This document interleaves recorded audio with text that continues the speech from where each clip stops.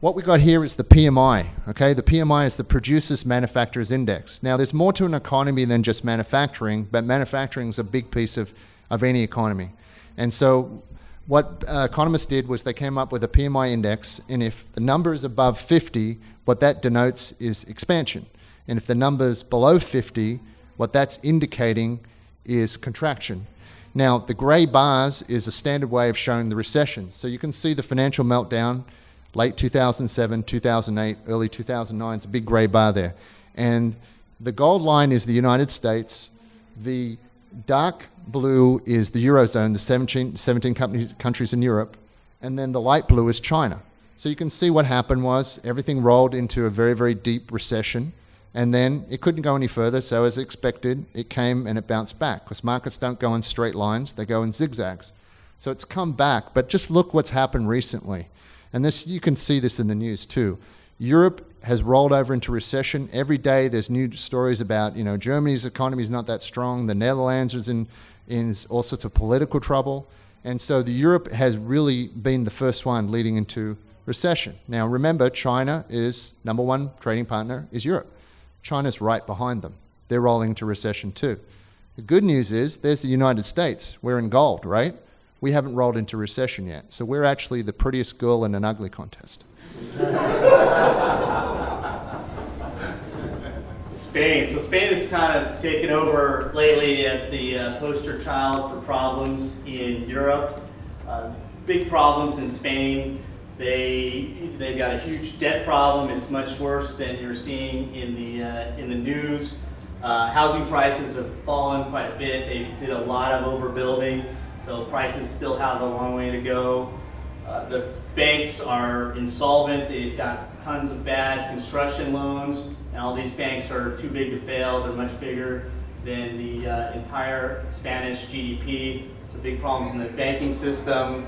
The economy is going downhill. Huge unemployment problems. So the big question is the EU going to be big enough? And is there going to be the political will to eventually bail out Spain? Spain could be the thing that ends up breaking up the Eurozone. Yeah, so what Mike was saying is Spain is the new Greece. You remember last year, Greece was in the headlines every single day. We got Greece fatigue. One day the stock market will go up and they say, everything's fine, we're going to give them some money, everything's just going to be just great. The next day the stock market would go down, they say, oh no, actually Greece is a problem. Well, as it sits, it was a problem the whole time, and it's still a problem today. They're in an unsustainable condition. And now what's happening is within a couple of months, we're going to see Spain on the headlines every day, and you're going to get Spain fatigue. They have a huge real estate bubble, way bigger than the United States, way bigger than most countries. And their unemployment, you see this gold line right here? Their unemployment's up to 23%, okay?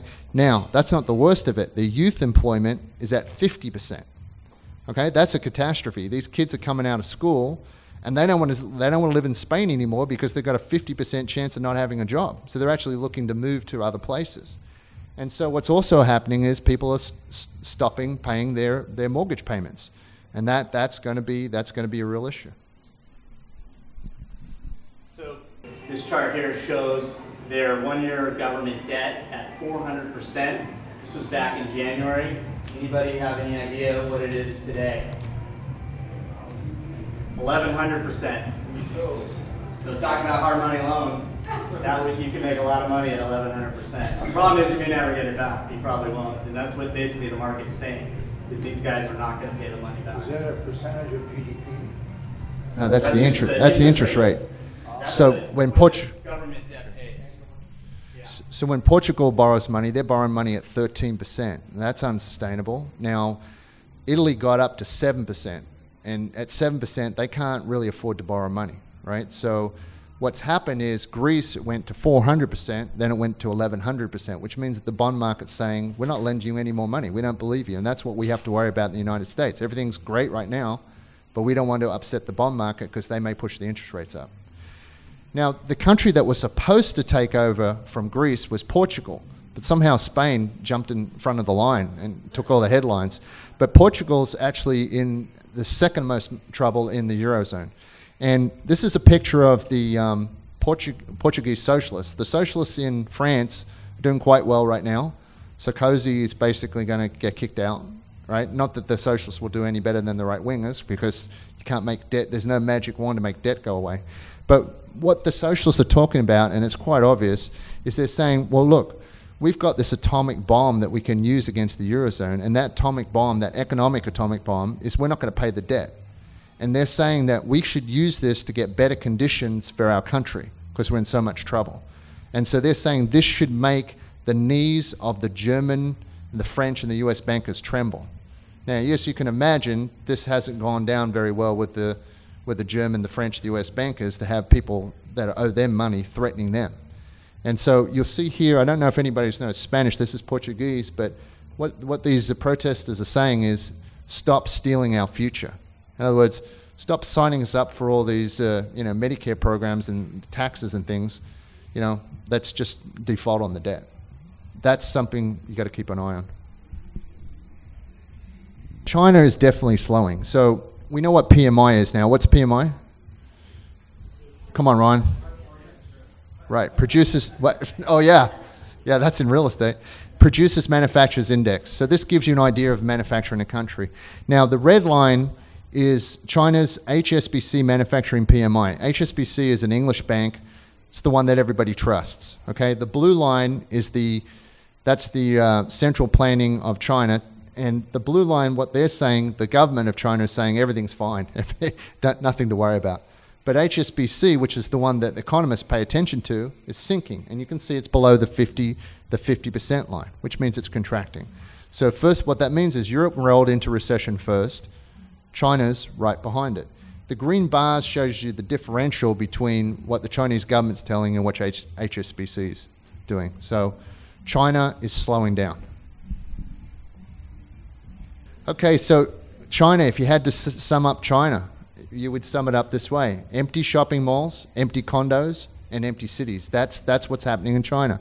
In the bottom right-hand corner is the New South China Mall. It's the biggest mall in the world. It's as we speak right now, it's 99% vacant and has been so since 2005. There's like 10 shops open there. There's a guy that sells toys. He sells one toy a week or something. So what happened is, and this is really important to understand, Chinese government just says, look, we need our GDP to be 10, 12%. Go build some stuff. We don't care what you build. Go build a bridge. Go build a shopping mall. Go build a whatever. And so there's how many empty condos are there? 64 million. 64 million empty condos in China. Now, the people are poor there. They can't afford, so they live in a little tiny one-bedroom, and there's literally right next door, you saw a picture back a couple of slides ago, there's, 64 million condos empty, and if you were to, what would happen if you were to go squat in one of those? I mean, I'm pretty sure the police would be all over you. That'd be the end of it. So there's a very good analyst. His name's Burt Diamond. He's pretty famous in certain circles. He wrote a paper called The Coming China Crisis, and he said this: the difference is the overinvestment is in non-productive projects such as huge construction projects, shopping malls, and entire cities are empty. There's 3 cities in China where nobody lives in the whole city. I mean, talk about a waste, talk about excess capacity. That's going to bring prices down. There's over $40 billion of 40 billion square feet of commercial space under construction, and most of it will never find an occupant, just like the New South Mall. Yeah, so employment is improving. There's no doubt about it. We've had a bounce. The economy's come back a bit, and this is headline unemployment. It's down from 10% down to 8.3%. Now, this is a number that comes from the BLS, the Bureau of Labor Statistics, part of the federal government. It's the U3 rate, and that's the rate that's shown in the media today. But it's not the full story.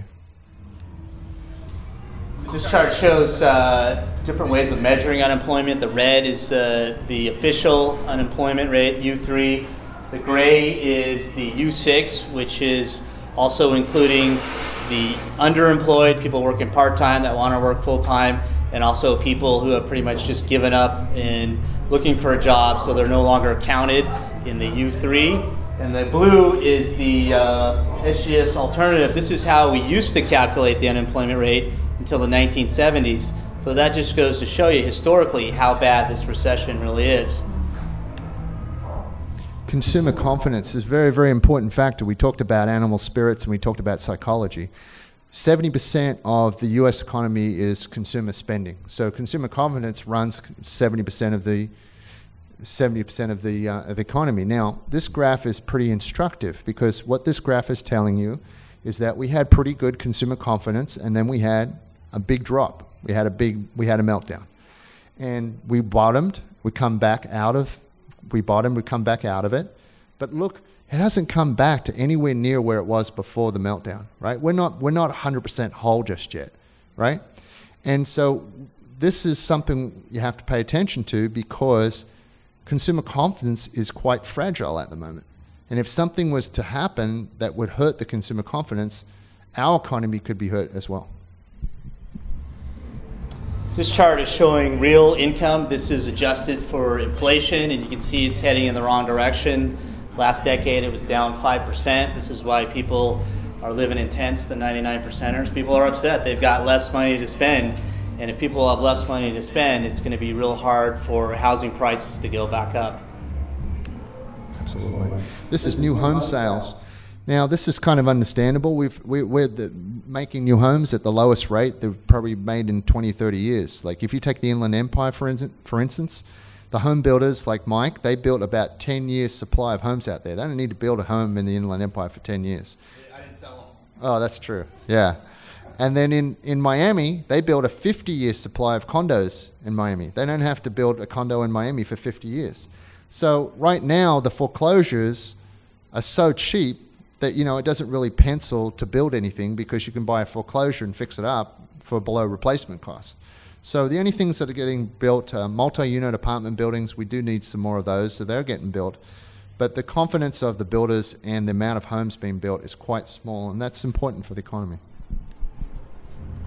So good news, hotel occupancy is back up. The blue line is the median occupancy, and the dotted yellow line 2011. We got back to the median occupancy, same for 2012. So that's good news for the hotel and travel industry. People are back traveling, business people are going to meetings, so that industry is at least rebounded. Why is it going way down like that? Probably this is at the end of the year, it just trails off. All years, it trails off at the end of the year for everything. People stay home for Christmas, Thanksgiving, that type of thing. Yeah, seasonal. Now, this is not such good news. This is commercial property. Commercial property, as we sit today, is 43% on average lower than it was in 2007. So what that means is there's a lot of commercial properties, strip malls, things like that, they're underwater.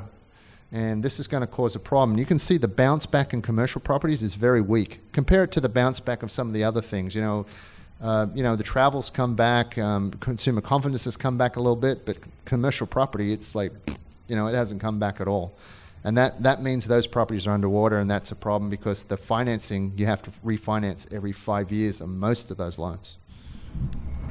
So as a result, you've got prices down, as Allan was saying. You've got tenants are renegotiating their leases, so less income for the landlords and the borrowers. The borrowers are just in worse financial shape. So S&P is predicting that 50 to 60% of 2007 vintage 5-year loans maturing next year may fail to refinance, retail being the worst. So that's telling you there's going to be a lot of pain in the commercial sector in upcoming years. So anybody that's interested in commercial, there's going to be a lot of opportunity coming forward.